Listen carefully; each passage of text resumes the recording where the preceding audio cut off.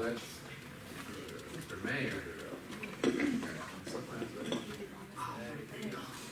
All right. I got the sooner coming. You got that? Yes. Were they going to make you sit in front? No, I'm gonna stand over here. Yeah, they were. That's no love at all. Well, I see y'all must have thought Andy was doing it again. I mean, I see standing room only. So I hate to disappoint y'all, but I'm back. So I don't know. We'll see. But good to see everybody. Had a great 2 weeks to be away. I certainly appreciated the time after. I think my family going through campaign last year, we didn't get to do too much, so we did take a little family time and get away. It was great. Had a lot of fun. Learned a lot of things. Saw a lot of cool pedestrian stuff. We went to Zurich, Munich, and Vienna, which are all top cities seeing worldwide quality of life, and they all are very active in really looking at pedestrian and bike things. So learned a lot about those things. They all had scooters, so learned a few things about scooters as we're continuing to implement. So, it was really good. I will say this: until I was in Berlin, I never really was afraid of, and I never was afraid. My wife maybe was a little afraid of crossing the street from the car standpoint. However, I did almost get run over by a few bikes during my trip. So the cycling stuff, that will still take some work, but it was really good to see a lot of the things they did. It was also really interesting to spend some time in Berlin and see how they really have coped and dealt with some challenges of some troubling times in their history and how they move forward. I think it begins to offer maybe some solutions and some things I saw there for us to deal with some of the problems that we still deal with in our own history. So it was a very productive trip for me just from a city standpoint, just to see a lot of things that a lot of other communities do. So I thought it was really good. A lot of things are happening here. Obviously, I'll go through a few of those, and I'm happy to answer any of your questions. First and foremost, the Bayview Cross case, I was up on that last week. I saw the things that came through. The Supreme Court has ordered that the lower court to reconsider the cross in light of the new ruling. So, of course, we feel very optimistic that bodes well for our case. We certainly feel that a cross by itself, and I was glad to see the court say that the Maryland case does not create a religion. It simply is a mark and identifying what we're there for the sacrifice of those individuals that it was a memorial for. And our case is obviously very similar to the Maryland case. So we are encouraged, but we will obviously have to go back to the lower court, and we will continue to pursue that. We also wanted to recognize the police and the fire department for participating in the donut strike for MANA last week. They giving up donuts and supporting MANA's goal for collecting at least 20,000 pounds of food for those in need in our community. So I really want to say thank you to all of our first responders for getting involved in that. My understanding is our staff, City Hall staff, donated over 126 pounds of food, and MANA is expected to make an announcement tomorrow that the total amount collected during the donut strike. So very, very proud of what they were accomplishing. And I will say that first off and foremost, I pulled up and City Hall was still here. They did a great job. Y'all probably didn't even notice I was here. I mean, Andy did a great job. Chris did a great job. So I really appreciate staff and all the work that they did. They made it very easy for me to be gone. Let me also say the fire department is now hiring for fire cadets. So if you're interested and looking to be a fire participant with the City of Pensacola, we would like you to go ahead and apply and look forward.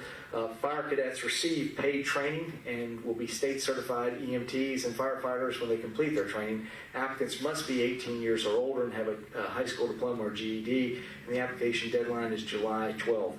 They can apply online at PensacolaCityJobs.com.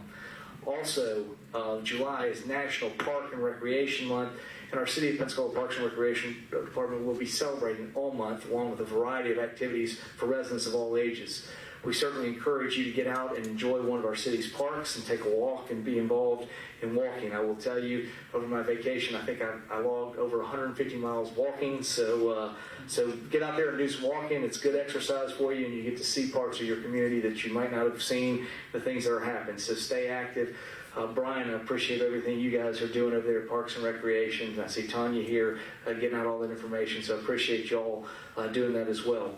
Obviously, this is one of the best weeks to come home to not only our nation, but certainly the City of Pensacola. We've got a lot of great things planned for the 4th of July. I always feel I've done it one other time. I was in Canada years ago as a child on 4th of July, and it felt un-American. So I am back for the 4th of July. I feel like we all, as good Americans, to celebrate that day. There'll be a lot of great things happening here at the park, and I hope you have the chance to come involved with that. I certainly personally sponsored helped sponsor some of the stuff with what's going on at the Symphony. It's a free concert, so I hope you'll have a chance to come out and be a part of that. I also hope there'll be fireworks there, and I think fireworks that Sertoma has. So please come down and enjoy 4th of July. It should be a great day in the city of Pensacola, and we expect to have that happen. Let me also say for you, I know that Mr. Pittman started while I was gone, but he's not. Don't see him here today, but I'm sure he would want me to remind everyone, your garbage, if you have a Thursday garbage pickup, it will be picked up on Wednesday. So do not put it out on the street on Thursday, because it will not get picked up, and we will not be able to call anybody to come pick it up. So we ask that you please get it picked up on, put your garbage out on Wednesday. And if you have a Thursday pickup, Friday pickup will resume as normal, but your Thursday pickup will be on Wednesday. So again, you probably just put out one can today. In 2 days, you're going to put out another can. So want to get everybody to know that. There are also some very exciting things that we've got, I think, a lot of people in the audience today to hear the announcement that we wanted to make, and we're going to talk a little bit about it. We have our skate park. We're going to be making an announcement here that we're collaborating both with Upward Institution and the Institution for Human and Machine Cognition that will bring new skate spots to the Hollis T. Williams Park this fall. These skate spots will include not only a safe area for our skate community, but they will also create interactive locations that will serve as building blocks for STEM and STEAM learning. Phase 1 of the projects will add skate park spots to Hollis T. Williams Park, which will address the immediate needs for skate community until the larger Blake Doyle skate park can be completed. I know that the community at large in Pensacola is passionate about the skate parking. I know the City Council has funded this as a priority project, and we are working diligently. As I saw Keith around the corner, I know he is continuing to work with the county to make sure that the Hollis T. Williams is moving forward.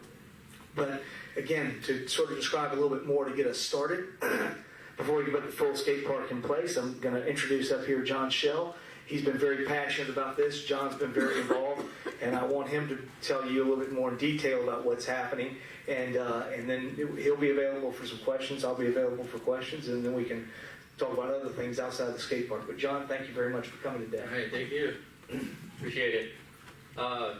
Before we get started and talk about the skate spots, which I'm really excited about, that are going to go into the north end of the Hollis Williams Park, and this is kind of the direction that we'd like to go, is Upward Intuition. I just wanted to take a moment to recognize my grandfather, T.A. Schell. He's back there. And just kind of thinking back to whenever we got started around 5 years ago, just asking for support and money for the park.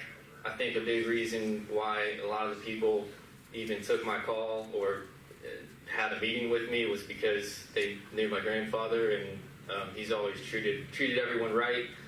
So I just wanted to take a minute to recognize him. But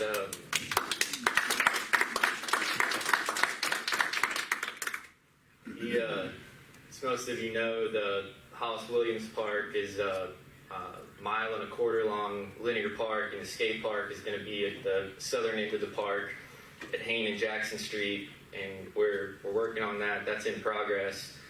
But our Parks and Rec director, Brian Cooper, had this great idea of doing skate spots throughout the linear park leading into the skate park.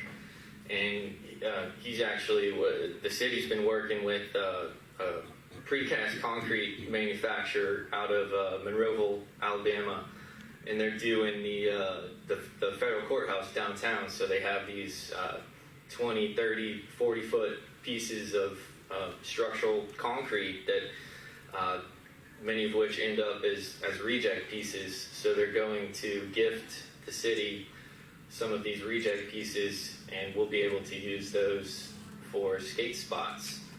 And anywhere from 1,000 to 1,500 square feet, but they'll be in a linear arrangement leading in to where the skate park is going to be. So we talked about starting with 2 or 3 of them, and should be skating those sometime in the fall. And we're working with the Institute for Human and Machine Cognition, IHMC, and there's going to be an augmented reality component built in to these skate spots as well as the skate park. So think like Pokemon Go or the new Harry Potter game, but way cooler. So, for example, what we'll be able to do, many of you know that it's going to be a stormwater park. So you have East Hill and the East Side neighborhood, to the east obviously, and then North Hill and Long Hollow, and both of those kind of flow in to where Interstate 110 is. And so much of that water and trash and everything else ends up out in the bay, and part of the purpose of the park is to clean that water.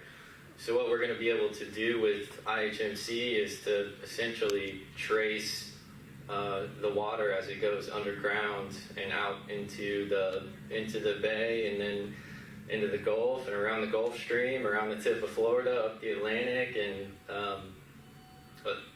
to Europe. And the idea is that through this, a drop of water, they say that we're going to be able to trace a drop of water. The hope is that it'll kind of connect us all, and we'll be able to be more mindful of our decisions as far as trash and what kind of fertilizer we use in our yards and so forth. But there's plenty of other applications too. So in the skate spots and hopefully the skate park, there will be a daylit portion that you can see the water physically with your eyes, so you'll be able to scan a QR code with your phone and follow it to where it goes underground, and be able to sit there and watch the water as it goes underground, and see the path that it takes. So that's kind of the gist of what we're working on, and super excited for the opportunity. We're very excited. We're very excited. City of Pensacola is happy to be a partner. And I did want to at least introduce one of the other guys in the back of the room there, Steve Shell, who is the father. So that's on him as well. So I want to make sure he got recognition back there as well. So, and certainly Mr. Shell, T.A. Shell, certainly I know you practiced my grandfather law years ago. I remember having the opportunity to work with you when I was a brand new realtor, and certainly appreciate all of our family's tie going back for many generations. So thank you for what you've done to this community as well. But if you have questions for John or me about the skate park, we'll be happy to answer those. Skate spots. Skate spots. Yes. Yes. You said those are going to go in this fall? Yes. The park itself is still, what, a year off? We are still waiting the county to get their. My understanding is they should be by the end of the summer here, had their planning done, and then hopefully get that person selected. They've got about a year, and then we'll start construction. Correct? Right, the RFP will go out in the next couple of weeks from the county on the design. Trust me, Keith, I asked him even while I was going on vacation. I said, "Where are we? What's going on? What's happening?" We're asking all the time, and Matt and those guys are doing it. They got a tough job over there, but we appreciate it. But we're certainly pushing them as much as they can. So when construction starts on the stormwater park, construction will also start on the skate park as well? Is that how it's going to work? That's my understanding. Is that one of the Bladewell skate park is going to be one of the first things implemented. So I mean that's the idea. We need them to put in the restrooms and the other things, and then we'll start doing construction on the park as soon as we have those going in, hopefully concurrently. Can you explain what is a skate spot, compared to the skate park, and will the skate park replace the skate spots, or will they be incorporated into? No, so it's the linear park is about a mile and a quarter long. So it starts at Jordan Street and goes all the way to Wright Street. So we're working on having skate spots spaced sporadically through the linear park that will lead into the skate park. So when you think about a skate spot, you think, I'm sure many of you have seen ledges with black wax on them. That's from skateboarders and rollerbladers. So they like to find obstacles that challenge them in the streets. Ledges, stairs, rails, and things like that. Banks. And so when you look at it, it's not gonna look like a skate park, like it was designed or built to skate, but it happens to be a perfect obstacle that challenges skateboarders. And so I'm really excited because I live in East Hill, so it's downhill on Gonzales Street all the way to 110. So eventually, be able to ride from my house in East Hill, end up in the linear park, and then hit some spots, connect into the skate park, and then into our downtown. And I really want to take a moment to thank John. He really sort of found this idea through, they found this idea through talking to the person that was doing the work on the courthouse, and they have reject pieces. Really, it was Brian Cooper. Oh. He wasn't my idea. Well, good. Well, and Brian, I meant to recognize Brian as well. But they do have the ability for us to get reject pieces. So we didn't have to pay for the pieces to be done. All we had to do was just, in essence, get them shipped here and make sure they got here. So they're going to work to put them up and unload them exactly how they've been designed, and John's been working with that. So the idea is throughout the park, you'll be able to hit different spots as you go along, and that's the idea. Is that it won't just be the skate park at the end of right. Really, the entire Hollis T. Williams will give you an opportunity to hit different skate spots when you eventually hit the skate park. So again, that's the idea, and we wouldn't have been able to do this without the research and ability to reach out to the builder there at the courthouse and find out how they had these rejects that they were just going to demolish. This is really a recycling effort. We're taking something that was created but wasn't going to work, and we're finding another purpose for it within our community. And I really, it's a low-cost recycling effort that's going to give us additional amenities for our community. And I appreciate Parks and Rec and John coming up with those ideas. So the way I'm imagining it, I just want to make sure I get the idea, is almost like if you had a statuary park, where you're going to have this main centerpiece, but that's going to take us a little while to build. And in the meantime, we're going to have these outer areas that'll have like one activity or statue or skate activity on them. We're going to put those in now. We're going to build the whole Hollis T. Williams around that, and then we're going to build the skate park as we get to it as well. Is that the idea? That's the idea. All right. And what's cool is many of these pieces are nice architectural pieces, limestone type pieces with brick, and so they're I think we can make it beautiful, and so you'll be able to be skating through, kickflip, backside tail slide, shove out. You will. And just be on. May not. Andrew, I will not be trying that like the other parts. I will not be doing that. Andrew skates. We'll get the mayor to do an album. He's in. And they're permanent, right? These skate spots will be, they're not going to be rotating features. They're going to be permanent features? They'll be permanent features, but they could be moved during the construction of the park. I mean, if they end up, we need to move it to a different location, but they will be, they're permanent, they'll be in the park, yes. So the takeaway is skating at Hollis T. Williams this fall. Correct. So you were describing a little bit how the stormwater comes off these neighborhoods into this park, and that's a way to clean it. Is this something that would address the ocean plastic and plastic pollution in our bays that we keep reading about? Well, certainly we do that, and seeing Derek, I mean, we do that very diligently with our stormwater. The challenge that we've had with Hollis T. Williams has also been somewhat an amount of capacity of flooding.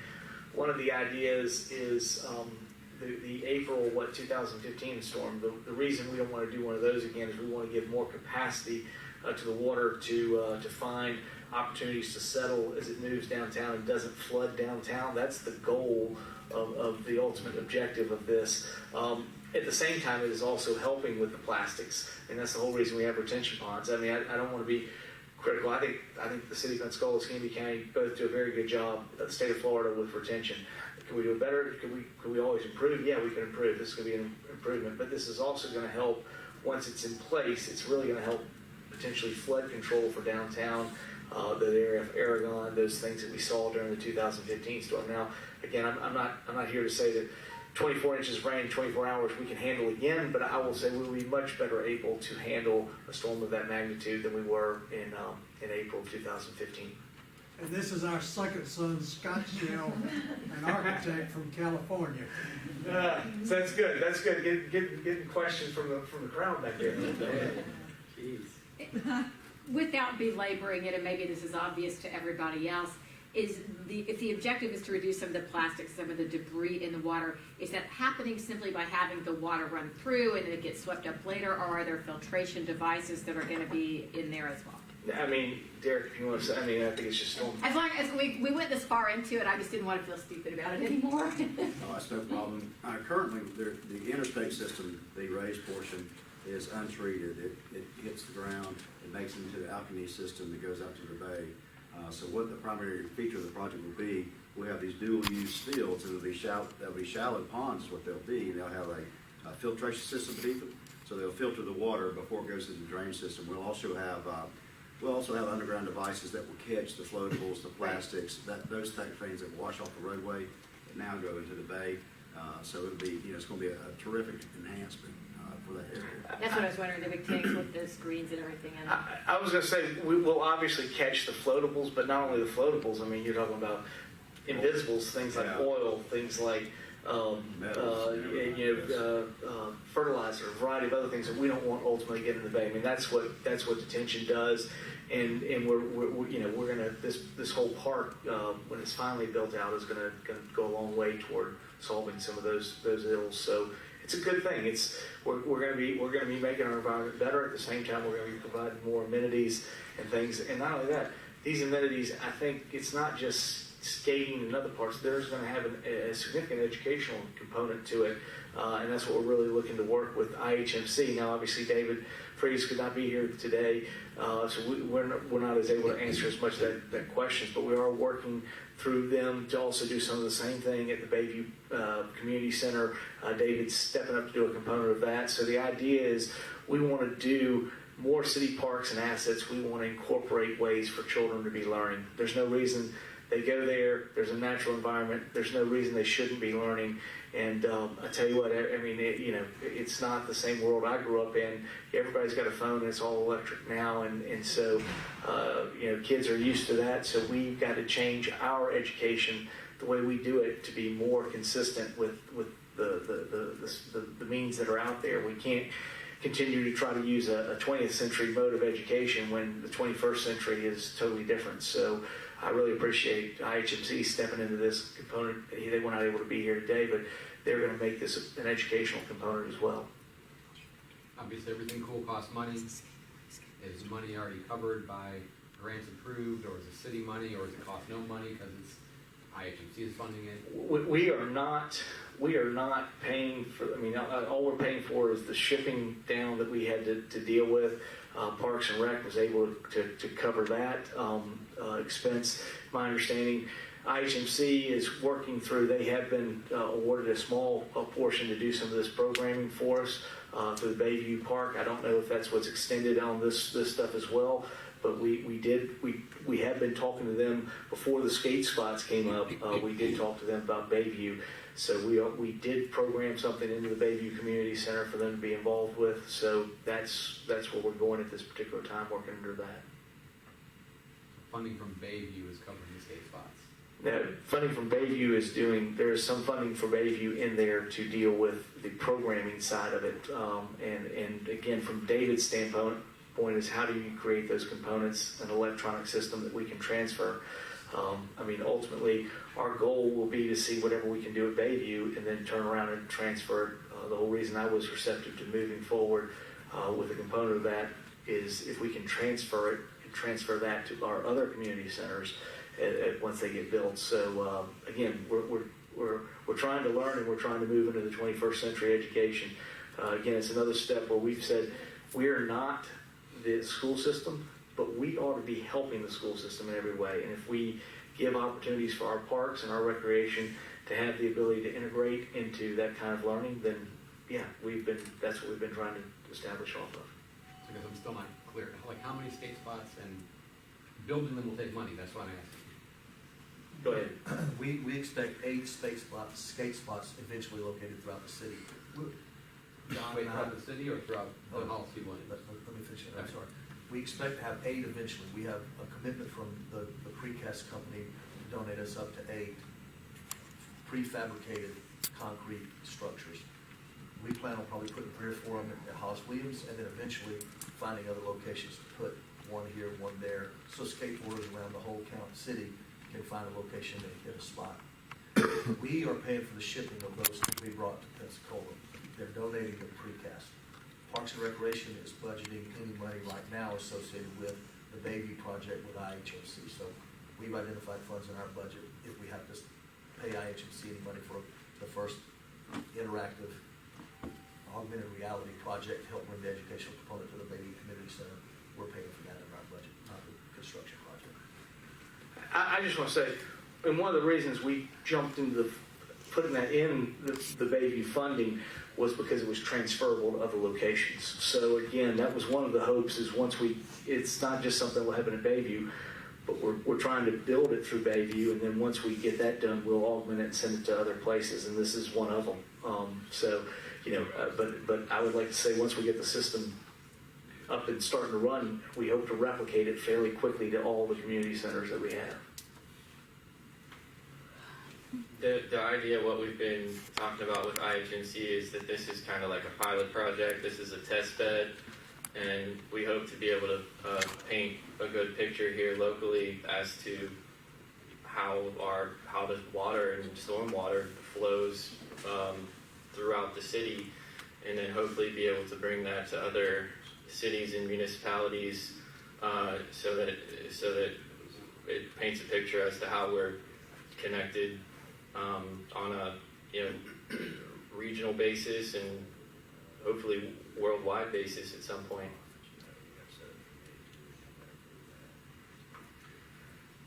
John, thank you very much. Thank you you. for everything you're doing. Thank you very much. I appreciate the greater Shell family filling out the rest of the press conference here. So thank you. Hey Grover, Yes. one more on the skate park. Yes. The final skate park, and this may be remedial, I just haven't caught it, but I remember John had gotten some pretty good plans from out in California, but when the city took it over, y'all were gonna have to put it out for bid and such. Where's that at now? I think we are waiting on the county to get the design work done from the greater Hollis T. Williams. It's a part of that project. Is there a chance of those plans being incorporated back into this Yes. if they already exist? I'll let John. Well, it has to go back out for bid since we, at the time, whenever we paid for that design, we didn't have any public funding. But now that we have public funding, it's going back out for bid with the rest of the Hollis Williams Park. And my understanding is that we're really, really close to that going out for bid. I mean, there are some things. I mean, obviously with the design, it's there. There'll be some things to, the design team will have to have some of those things incorporated, and those will be part of the RFP position. So, I mean, I think in some way or another, we're going to get back to what was originally designed, but obviously the county has to work within the parameters of the grant. So, I mean, that's what's going to happen. But I got to believe somehow or another those will be incorporated into the RFP.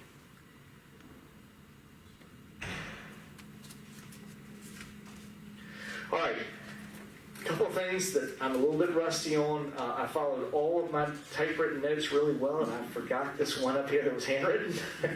And I need to introduce a new member of our team today who's here. Karen, stand up. We're glad to have you. I'm sorry.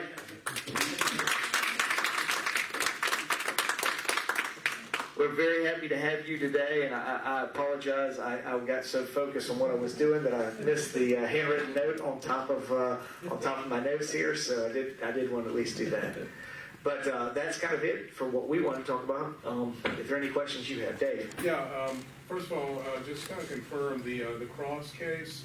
The city is getting legal representation pro bono, is that correct? We are getting representation from Luke. I can't remember his name. Yeah, Goodrich, the national attorney. He is pro bono. We do have, to an extent, a local firm here, Beggs and Lane, who is the original part. They are still involved. They are also on the team, although they are not doing much of the case at this particular time. Most of the workload is being carried by Luke. I've yet to talk with Susan about how that will happen related to this next case that is going to be at the going back to the I guess the appellate side of the federal court. So I don't know what's happening, but everything that's happened with Mr. Goodrich is pro bono. Okay, if you were getting some pro bono representation, would the city even feel the need to pursue this case even further? Because we would technically, I think there are two issues at point that we would continue to pursue. One is we would have to pay. One is the simple. I think the matter at hand is certainly the decision of the Cross, and I think from that standpoint, I think whether it was trying to find something that was in the original Judge Vinson's recommendation related to it, or some other way, I think clearly the community wants the Cross to stay. There's a belief and certainly in what was happening, but I think now we would pursue it for principle because I think the community believes.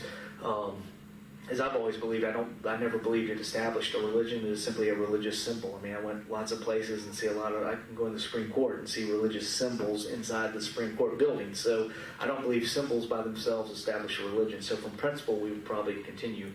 We would also continue because at this point we were on the hook for, I think about almost $350,000 and counting of the plaintiff's attorney's fees that we're on the hook for having to pay. So obviously we don't want to pay that either. We would like the court to render a decision that was in our favor. So we will be pursuing on both of those grounds. But I think the first ground is obviously the principal part. Second ground is obviously the financial resources of the city. Could a settlement be on the table? I don't think so at this particular time, unless the other side is willing to withdraw their complaint. But at this particular time, I think we're pursuing to go to the appellate court, and based on the current ruling that happened at the Supreme Court, we feel very optimistic. I mean, it's not a done deal, but we feel very optimistic. Thank you. Yes. This is just kind of another question. The new texting and driving law goes into effect today. Is there anything that you wanted to comment on that? Obviously we want people to be as attentive as possible. We've created a lot of rules. I know Derek's still there. Derek will tell you, he works very hard. Even the emphasis we're trying to put into pedestrian, the staff here has done a great job at designing streets to be safe. But if you don't apply safety in what you do, Larry Newsom, I used to work with the county, used to say, we can design a safe street, we can't design it for bad drivers. So a lot of it is going to be incumbent upon what drivers do and the actions they take. And clearly this is just a case of us saying, we all have these phones, we live by them and everything else, they're connected to us, but they're just as connected to you when you get to your parking space and you stop the car and you put it in park, you can answer it then. That's what happens. And, I would say we're all probably guilty of that at one point or another, checking things, but we really ought not to do that. And I think this law is simply a point of asking us to, again, think about safety. I think about the person that was hit on Palafox and seeing that thing. I mean, that clearly, if the driver was paying attention at all, that would never happen. It was clearly a distracted driver. It wasn't the condition of the road or anything else. The person never slowed down. That means they weren't even looking at where they were going down the road.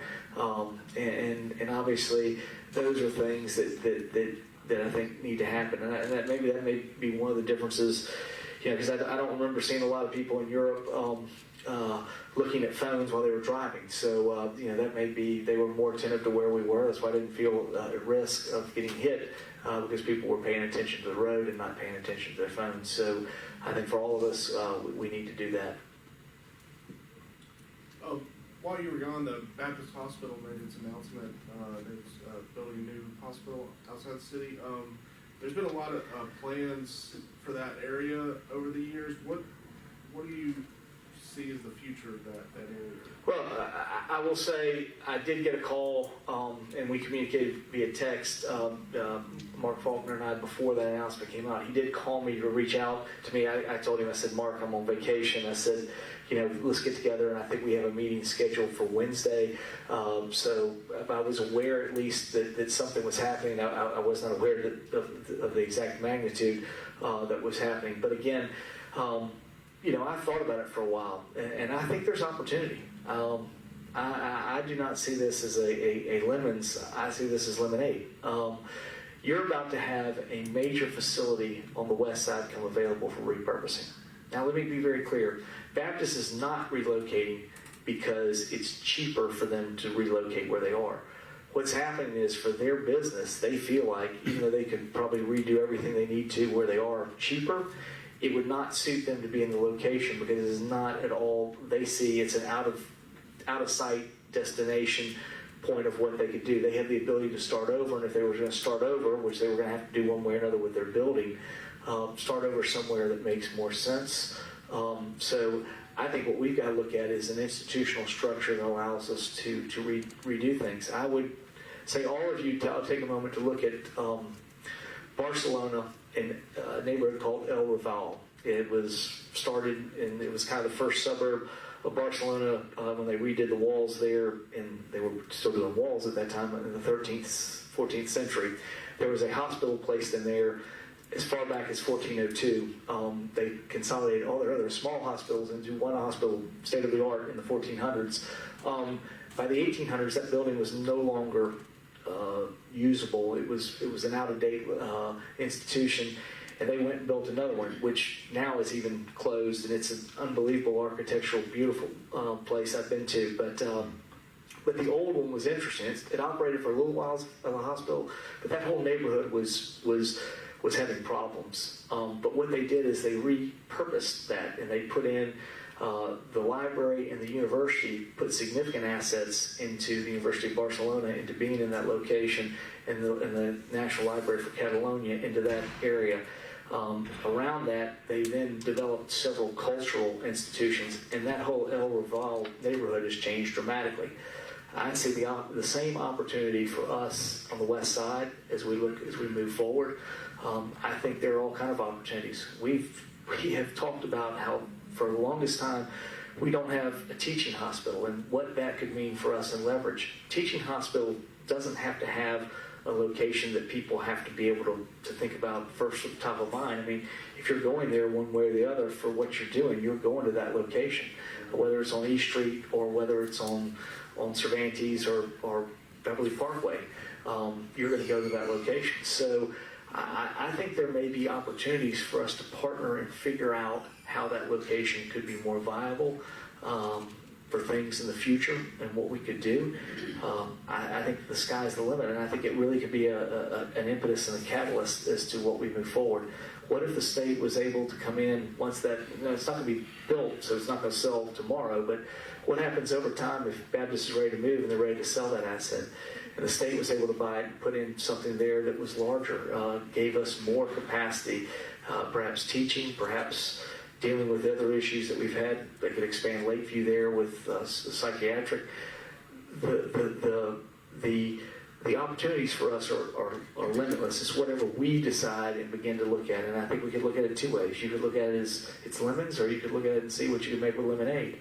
And I can tell you right now, I'm already thinking about what we can do to shape that going forward, to have a tremendous asset that'll be available to come in and do something else. So, I understand Baptist Hospital and what their thought process, and that they needed to go to a different location. I understand that. And who knows, while it may be outside the city limits right now, it's going to be tangent to some city limits, so we may be able to expand the city, and that may be good, although they don't pay taxes either location. But as we move forward, certainly be looking to talk with Mark and the team there at Baptist Hospital. So anything we can do with them, we're going to continue to see what we can do to make things better going forward. But if they abandon that location, I look at other cities and what they've done even centuries ago, having the capacity for what you can rebuild in a hospital can be an impetus for rebuilding a whole neighborhood. And I think that might be the shot in the arm that the West Side needs as we move forward. The city earlier this year passed the tax for indigent care. What's the status of that program? It's operating. It's going forward right now. I mean, that is happening. Again, I think for many years they're not looking to build a new facility, so I don't think it's going to have an impact for the next few years. It's going to operate on what it is. So, those are things I'll be happy to talk with Mark Faulkner and his team at Baptist, and we'll talk about those things as it goes forward. But my understanding is that is operating. We clearly were able to, we're excited to be a part of it. I mean, we weren't the first. Orlando was the first community to do that. We feel like it's important for us to invest in healthcare. And again, this is not perhaps an issue with the city directly, but we now are fostering the opportunity to have more healthcare happen for our citizens of our lowest income level to be able to take place. And we certainly will look forward to any way we can continue to help. I always want to call them Muscogee Community Clinics, but community health, any way we can help them, I think that's vital for any community. You're talking about the tax credit program. Correct. Was a 1 year program anyway. It's 1 year. It's year to year. But I mean, it's going to be multiple years before Baptist could build a new facility and even think about moving. So I mean, I look at it as we'll continue to move forward along those lines. Yes. And just to finish up, that was a wonderful explanation, and thank you. I didn't at some point, this might have been before my time right here in Pensacola, a couple of years ago maybe, the city spent some money on a firm to look at that area and see what could be done. Were those results 50,000 somewhere in there, or maybe? There was a group with Work, Live, and Play that did look. It was a partnership with Baptist. So again, I don't know. I mean, some of those things could be applicable, but I look at opportunities that we could use. If you could have an institution of that size, and we've struggled, we've said, hey, again, the things that are that are cyber in our community are at Corey. They're not there because it's a great retail site. I mean, it's there because it's an institution. It's gonna happen. They're gonna move forward. There are things that don't have to be retail. That don't have to worry about somebody coming to their drive up the site. And I think one of the challenges Baptist struggles with is obviously is they do a great job with helping take care of indigent, but how they augment that and make themselves competitive for I guess what they call it, the payer mix that they have that pays either through insurance or the self-pay. So again, some of that drives decisions that they have to make the right decision for their institution. But I think if they move and they leave that area, they will leave a great building that perhaps we can look at. And it really is, and the good thing is we have multiple years. So now we can begin to develop a plan by which we say that facility can be dealing with some of those things. Now I look at what Quint's doing with thinking about healthcare, what is the words for children, infant healthcare, and developing word development. I mean, those places all need places. If they have the opportunity to step into what was already a quality healthcare facility, these are all good things. I mean, this is not a bad thing for the community. This means we're going to have more healthcare in our community and more opportunities, which I think is going to be a good thing for us. Yes? Complete Streets guy starts at the end of the month. Yes. What's the first direction? Well, obviously, the first thing is going to be getting the project on Powerfox completed, because it's taken me a while to do that. I've been wanting that to get done for a while, but there are a lot of things I want to sit down with him and talk about things that he's learned. I want to talk about things that I've seen on this recent trip that I've been on, and I want to talk to him about things that we're looking at evaluating right now. Scooters. I mean, I saw it firsthand.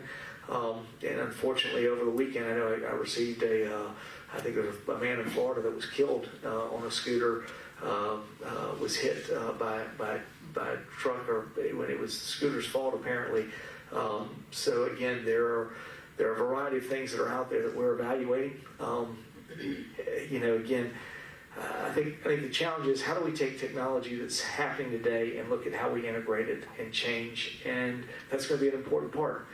Is everything going to be perfect? No. I mean, I'd like to say I don't think we shouldn't stay away from something because there are accidents, because we're going to have accidents no matter what. I mean, as I said before, I think Derek and his group, they do a great job designing safe roads. That doesn't mean that everything's safe that happens on our roads. Not everybody operates the way they should, and we can't control those parts. But as far as what we can do to change what we have, I like some of the light systems that happened in Europe that I saw.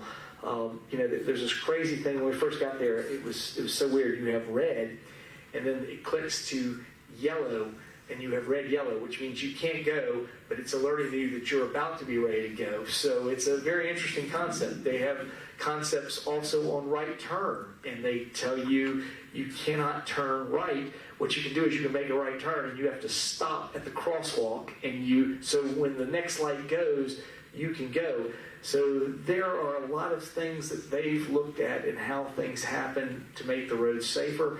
Will it make it perfectly safe? No, because ultimately it's dependent upon our usage of those things. But the design can be made much more safe, and we can look at integrating some of those ideas. Now, what happens? I don't know. We'll see what we do. The good news is he's got Florida DOT experience. There's a variety of things that before I left, I did phone with him. I had a phone interview with him. We talked about some of the things that other districts are doing that we have not been doing in this district, and how we can do some of those things. So, I'm excited about getting him on board, and I think having somebody who had those qualifications that had been at the state level, I think is going to open us up to opportunities. He also obviously knows how to best position ourselves to participate in grants with DOT. So, these will be good things that we'll have, and I'm excited about having him on board. But, I want to take a moment here to thank Chris and his team, and Keith and Rod Powell. They're trying to put together a good team of individuals. And when I look at people like Kareth, and I look at people like Mr. Pittman that have come in, John, I think we're building a good quality team here, and that's one of the things we said that we needed to do, was build a good quality team, and I really appreciate Chris and the work he was done, plus stepping in for me on that interview, on the Monday interview. And I saw Andy's as well, so I want to thank Andy as well for doing that for me. And I guess I'll be back on the radio Wednesday, unless you've given that now to Andy full time. We'll revert to the previous path. All right. What about the skate plans? What are your thoughts on those? I think the two projects they picked were the projects that we needed most. I think really we're going to, from the very beginning, I thought Bruce Beach and the hashtag were really the projects that would leverage us the best move forward. Again, it's how we make things safer and walkable. It was interesting to me was how much those cities I mentioned invested in their core area to be available for tourism. Many cities like Zurich, I could have gone, almost the entire old city is pedestrianized. They quickly realized the rest of the city makes clocks and everything else that goes on in Switzerland makes money, but they take their most important asset and turn it into pedestrian, and realize the importance of the tourism dollars that they have there. I'm not looking to make all downtown pedestrian, but I do want to make it safer for us to be able to walk and get around. I want to make it convenient with signage. I learned a lot about signage. I learned a lot about. Thank goodness, I began to learn a little bit to read in German, but multi-language signage is good. You just realize things when you go and do something. Now all of a sudden it makes you easier to come back and say, hey, these are things we need to do to make it easier for our guests to get around in our community, and that's what we want to do. I think Lisa's here, and what she does with downtown improvement, those are the things we want to be doing. We want to figure out ways that we can make downtown better, more viable. I think it's, for us, tourism is not just about the beach. It's what we offer here. I mean, we want you to go out and enjoy the natural assets we have at the beach, but we think you can come downtown Pensacola, have retail experiences, an opportunity, restaurant. When I'm sure in 2 weeks when I get my credit card statement, I will see I've spent a lot of money at these places. We want them to come here and spend a lot of money. So, these are all good things we need to do, and how we do that. I think Scape is beginning to orient us in those realms that we can connect a lot of the amenities we have here, and hopefully build a real quality amenity at Bruce Beach that I think will be significant for continuing to expand beach access. I mean, I looked at almost every city we went to a park. Almost every one of these cities had kind of like a park that was in their community and how important it was. Prague was much like City of Pensacola. I mean, they have one big park, but they got parks all over the place, and they're all very valuable in the way that they connect. And I think if we do that, we can just enhance our tourism and our place within that world market.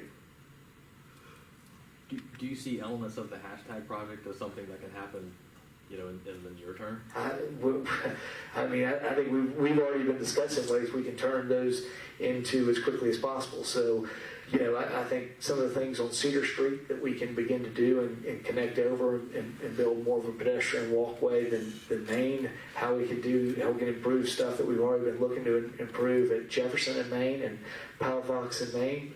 So I think all of those things are good things we can implement fairly soon. That's the objective.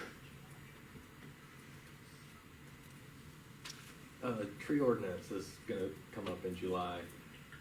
The current draft has heritage trees going from 34 down to 14. What are your thoughts on that? I mean, that was one that was being proposed. I think trees are always a huge asset to your community. You realize that when you're there, and we want to have trees. I think it's having right tree, right location. Keith and I have been talking about this for 12 years since I was at the county. I'm all about trees. I'm all about right tree, right location. Sometimes when you develop, what we need to be thinking about is where we replanting and making sure that we have a diverse group of age of everything that we've got going on. And that it's not just about, part of it's about keeping what you have, but if you've got development, you've got to work around it, you've got to find ways to do it. But you've also got to be able to say, we need you to replant.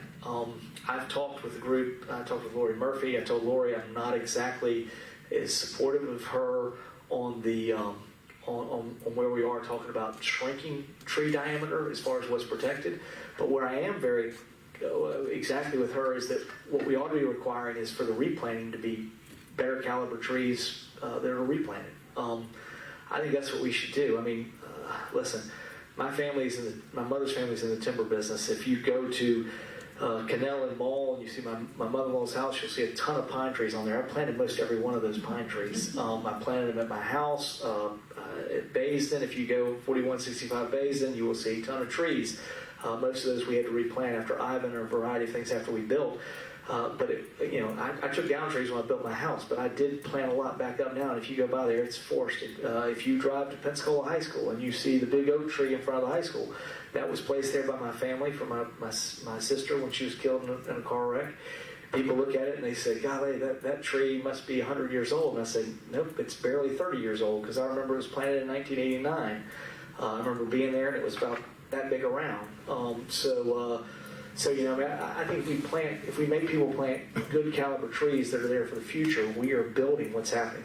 I can take you over to the county building and show you pictures of North Hill and East Hill where there are no trees.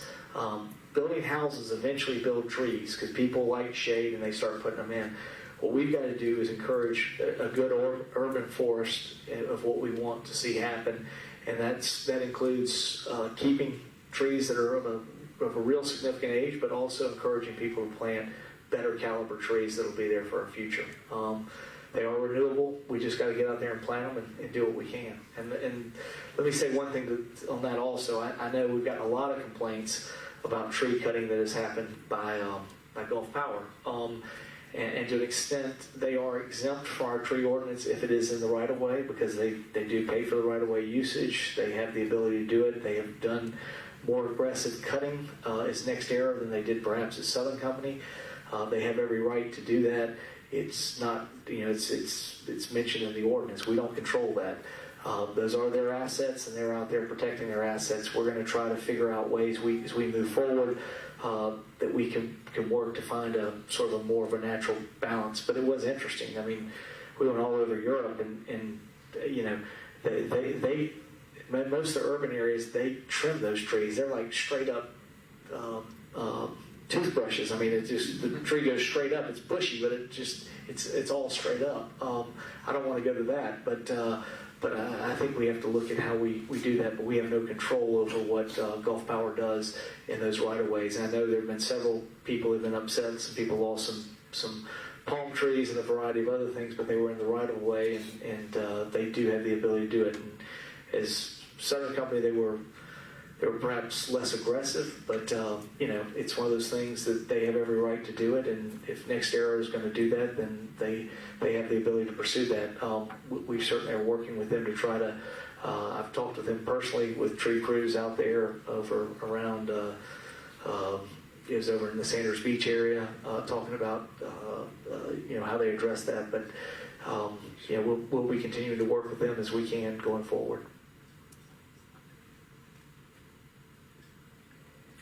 Thank you very much, and I look forward to seeing you next Monday.